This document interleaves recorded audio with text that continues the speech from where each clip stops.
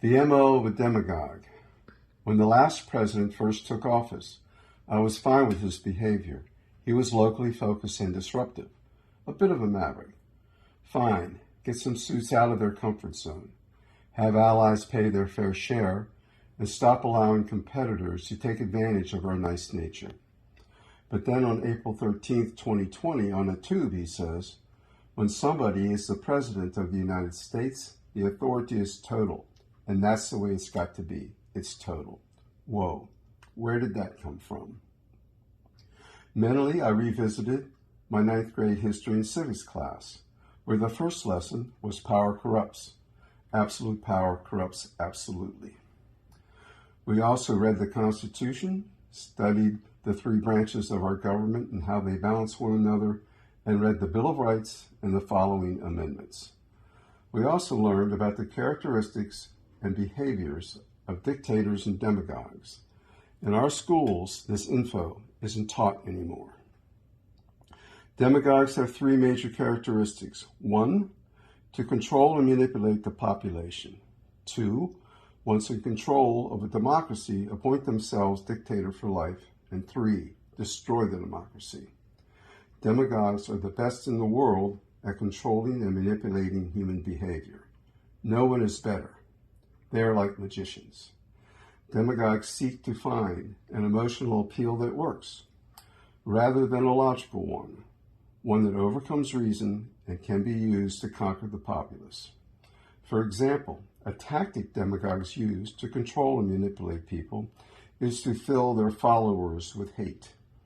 Hate for the Jews, the commies, the Tutsis, or the illegal immigrants, whoever is available. After the supporters have become so hate-filled that they're almost bubbling over, then they can be used to achieve the next objective. To the hate-filled, Jesus is correct. Tolerance and forgiveness are righteous qualities. Hate will eat you up alive inside. Forgiveness releases the hate. Give it a try. All demagogues, once in charge of a democracy, seek to stay in power and appoint themselves dictator for life. That's the second characteristic, like Fujimori in Peru, who tried to have the Constitution changed so that he could get reelected. By then, the Peruvians had figured him out and neutralized him. Then there's Hugo Chavez of Venezuela, where a demagogue added in some communism to destroy democracy. Talk about the worst of both worlds, the political, from a democracy to a dictator, and the economic, capitalism to communism. Hugo Chavez appointed himself dictator for life. His political and economic policies destroyed the democracy and led the country to economic collapse. Which brings us to the third major characteristic of a demagogue. They are extremely destructive to a democracy. To all Russians, download that. This is amazing, since Venezuela has more proven oil reserves than any nation on earth. Even with this vast natural resource, the country quickly got to the point where it couldn't even feed itself. As of 3 years ago, the average Venezuelan had lost 20 pounds, and 15% of the population had left the country. Imagine 49 million skinny Americans heading up north into Canada. Wow.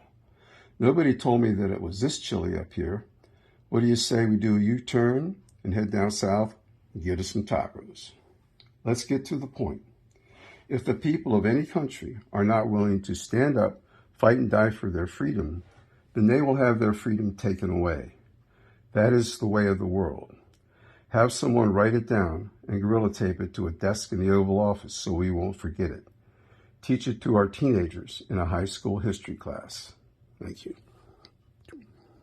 Okay. Got it?